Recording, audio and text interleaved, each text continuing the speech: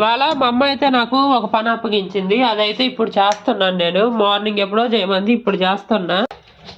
Fridge లో అయితే నిన్న మేము దేవుడి దగ్గరికి వెళ్ళి కొట్టాం కదా, అవైతే కొబ్బరికాయలు ఉన్నాయి. అవన్నీ పగలగొట్టి మంచిగా ముక్కలను అయితే కొయ్యమని చెప్పింది.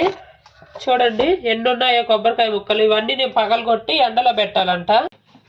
ఇదిగోండి చూడండి, ఇవన్నీ ఇప్పుడు ఈ డీస్ లో ఉన్నవన్నీ తీసైతే నేను మంచిగా పగలగొట్టి కొబ్బరి ముక్కలు అయితే చేసి ఎండలో పెట్టాలి. చాలా టైం పడుతుంది. ఇదిగోండి నేను రోకల్ బండి అయితే తీసుకొని వీటిని అయితే ఇలా కొట్టేసి మంచిగా చాకుతో కోసి బాగా చిన్న చిన్న ముక్కల కింద అయితే కొట్టాలి.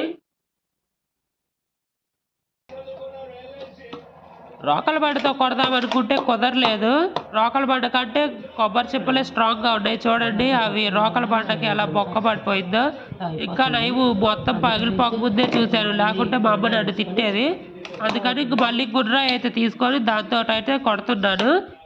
కొడుతుంటే మంచిగానే ఊడిపోతున్నాయి. ఫ్రిడ్జ్ లో పెట్టడం వల్ల ఏమో మంచిగా చిప్పలు ఊడి చేతికి అయితే వస్తున్నాయి.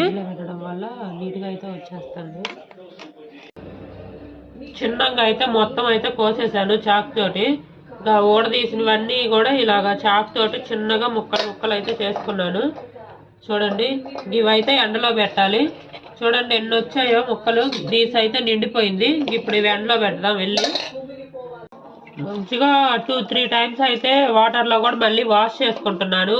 అంటే కొట్టాం కదా కొబ్బరి, అదంతా డస్ట్ ఉంటుంది. అందుకనైతే నేను మళ్ళీ 2-3 టైమ్స్ వాటర్ లో వాష్ చేసుకున్నా. అండి నేనైతే మంచిగా చీర పరిచి చీరలో అయితే ఇంకా ఇవన్నీ వేసేసాను ఎండడానికి. మీరైతే ఎలా చేస్తారో కామెంట్ చేయండి. కొబ్బరి ముక్కలు ఉన్నప్పుడు, కొబ్బరి చిప్పలు ఉన్నప్పుడు. ఓకే మరి బాయ్.